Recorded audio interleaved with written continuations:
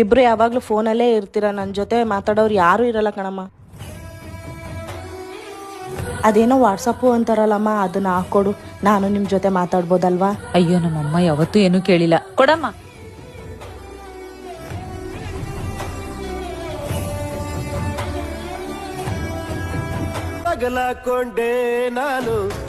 ಅಮ್ಮ, ಆ ಫೋಟೋ ಯಾಕಮ್ಮ ಹಾಕಿದ್ಯಾ?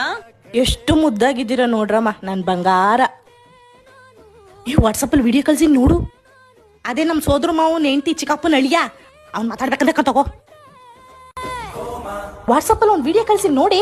ಅಕ್ಕ, ವಾಟ್ಸಪ್ ಅನ್ಇನ್ಸ್ಟಾಲ್ ಮಾಡಿಸ್ಬಿಡೋಣ. ಅಮ್ಮ ಮೊಬೈಲೇ ಕೊಡಲ್ಲ ಕಣೆ. ಇವತ್ ನೈಟು ಹಾ